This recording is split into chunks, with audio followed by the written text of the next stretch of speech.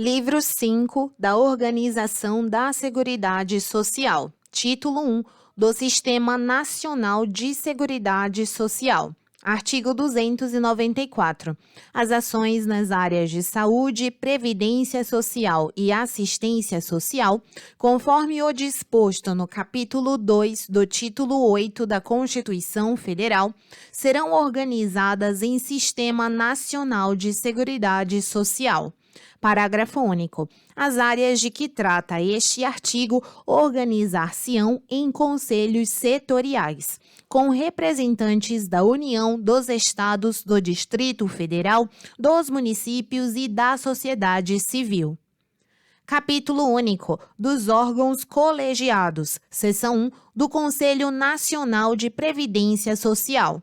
Artigo 295. O Conselho Nacional de Previdência Social, órgão superior de deliberação colegiada, terá como membros, inciso 1, 6 representantes do governo federal e 2, 9 representantes da sociedade civil, sendo a linha A, 3 representantes dos aposentados e pensionistas, B, 3 representantes dos trabalhadores em atividade e C, 3 representantes dos empregadores.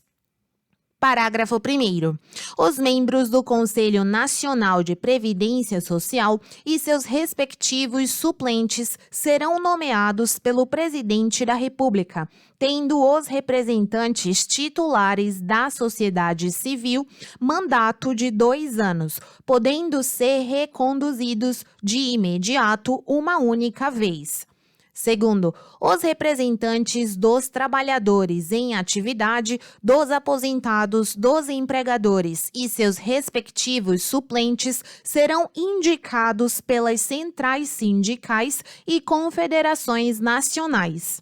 Terceiro, o Conselho Nacional de Previdência Social reunir-se-á ordinariamente uma vez por mês, por convocação de seu presidente, não podendo ser adiada a reunião por mais de 15 dias, se houver requerimento nesse sentido da maioria dos conselheiros.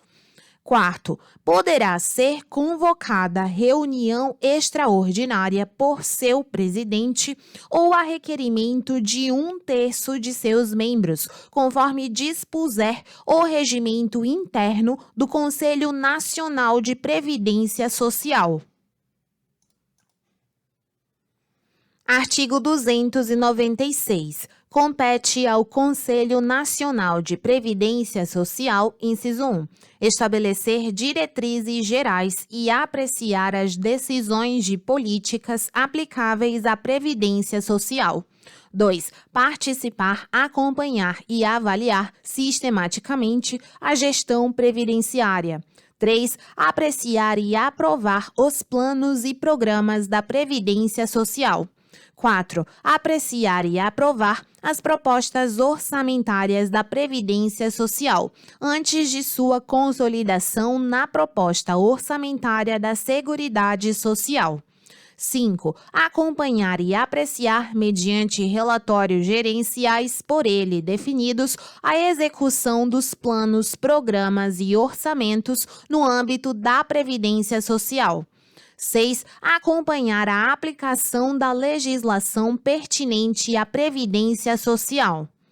7. Apreciar a prestação de contas anual a ser remetida ao Tribunal de Contas da União, podendo, se for necessário, contratar auditoria externa.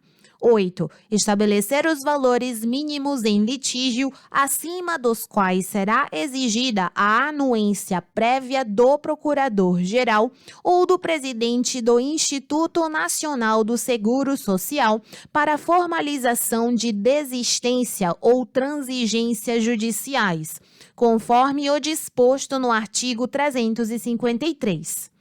9. Elaborar e aprovar seu regimento interno. 10. Aprovar os critérios de arrecadação e de pagamento dos benefícios por intermédio da rede bancária ou por outras formas. E 11. Acompanhar e avaliar os trabalhos de implantação e manutenção do Cadastro Nacional de Informações Sociais. Artigo 296-A.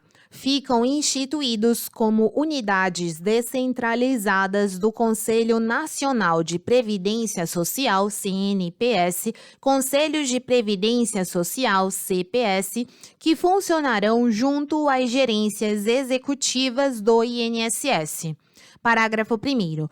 Os CPS serão compostos por 10 conselheiros e respectivos suplentes, designados pelo titular da gerência executiva na qual for instalado, assim distribuídos, inciso 1, 4 representantes do governo federal e 2, 6 representantes da sociedade, sendo a linha A, 2 dos empregadores, B, 2 dos empregados e C, 2 dos aposentados e pensionistas.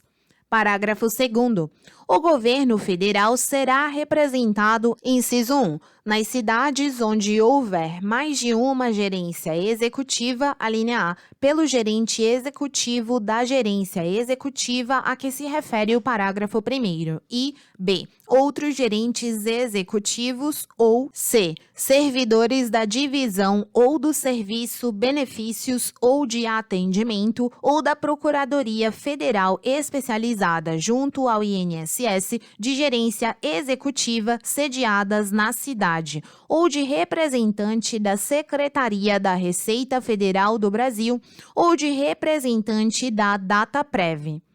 Inciso 2. Nas cidades onde houver apenas uma gerência executiva, a linha A, pelo gerente executivo, B, servidores da divisão ou do serviço de benefícios ou de atendimento ou da Procuradoria Federal especializada junto ao INSS, da gerência executiva ou de representante da Secretaria da Receita Federal do Brasil ou de representante da Dataprev. Inciso 3, revogado. Parágrafo 3º. As reuniões serão mensais ou bimensais, a critério do respectivo CPS, e abertas ao público, cabendo a sua organização e funcionamento ao titular da gerência executiva na qual for instalado o colegiado. Quarto, os representantes dos trabalhadores, dos aposentados e dos empregadores serão indicados pelas respectivas entidades sindicais ou associações representativas. Quinto, os CPS terão caráter consultivo e de assessoramento, competindo ao CNPS disciplinar os procedimentos para o seu funcionamento, suas competências, os critérios de seleção dos representantes da sociedade e o prazo de duração dos respectivos mandatos, além de estipular por resolução o regimento dos CPS. Sexto, as funções dos conselheiros dos CPS não serão remuneradas e seu exercício será considerado serviço público relevante. Sétimo, a Previdência Social não se responsabilizará por eventuais despesas com deslocamento ou estada dos conselheiros representantes da sociedade. Oitavo, nas cidades onde houver mais de uma gerência executiva, o conselho será instalado naquela indicada pelo gerente regional do INSS, cujas atribuições abranjam a referida cidade. Nono, cabe ao gerente executivo a designação dos conselheiros. 10. É facultado ao gerente regional do INSS participar das reuniões do CPS localizados em região de suas atribuições e presidi-las. Artigo 297. Compete aos órgãos governamentais, inciso 1, prestar toda e qualquer informação necessária ao adequado cumprimento das competências do Conselho Nacional de Previdência Social, fornecendo inclusive estudos técnicos e 2. Encaminhar ao Conselho Nacional de Previdência Social, com antecedência mínima de 2 meses do seu envio ao Congresso Nacional, a proposta orçamentária da Previdência Social, devidamente detalhada. Artigo 298. As resoluções tomadas pelo Conselho Nacional de Previdência Social deverão ser publicadas no Diário Oficial da União. Artigo 299. As reuniões do Conselho Nacional de Previdência Social serão iniciadas com a presença da maioria absoluta de seus membros, sendo exigida para a deliberação a maioria simples de votos. Artigo 300. As ausências ao trabalho dos representantes dos trabalhadores em atividade decorrentes das atividades do Conselho Nacional de Previdência Social serão abonadas, computando-se como jornada efetivamente trabalhada para todos os fins e efeitos legais. Artigo 301.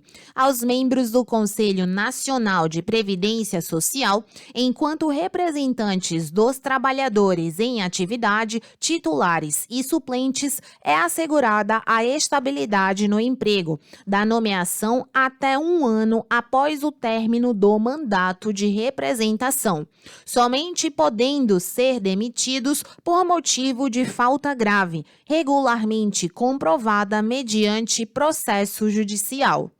Artigo 302. Compete ao Ministério da Previdência e Assistência Social proporcionar ao Conselho Nacional de Previdência Social os meios necessários ao exercício de suas competências, para o que contará com uma Secretaria Executiva do Conselho Nacional de Previdência Social.